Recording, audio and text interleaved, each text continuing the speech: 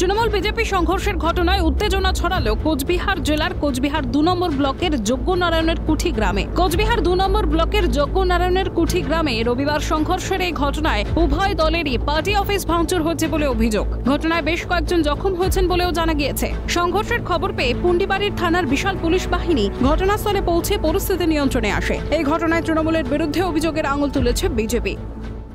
আমরা 12টার সময় থানায় যাব, সেই খবর পাওয়ার পরে আমাদের এখানে যখন লোক জমায়েত হচ্ছিল, এখানে তৃণমূল হারাতমাত বাহিনী আমাদের পার্টি অফিস ভাঙছে এবং আমাদের পার্টি অফিসের ভাঙা চেয়ার টেবিল তৃণমূল অফিসে রেখে বলছে আমাদের পার্টি অফিস ভাঙছে। এই অবস্থা চলছে, এটার সঙ্গে একদম পুলিশ জড়িত আছে। সেই জন্য আমরা এখন থানায় যাব, সমস্ত লোক থানায় আমরা অবরোধ করব, রাস্তা অবরোধ থেকে সব হবে। অতর্কিতভাবে তারা 50-60 জনের মতো লোক একদম পার্টি অফিসের ভিতরে ঢুকে আমাদের ভারতীয় জনতা পার্টির কর্মীদের মারধর করে। 5 জনকার মাথা ফেটে যায়, একজনকার বাজনা পার্টির লোক ছিল, ওনার হাত ভেঙে যায়। তারপরে আমরা ভয়ে পালিয়েছি ওখান থেকে। যদিও বিজেপির তোলা যাবতীয় অভিযোগ উড়িয়ে দিয়েছে ঘাসফুল শিবির। তৃণমূল কংগ্রেসের মুখপাত্র পার্থপ্রতিম রায়ের পাল্টা অভিযোগ, বিজেপি মিথ্যাচার করছে।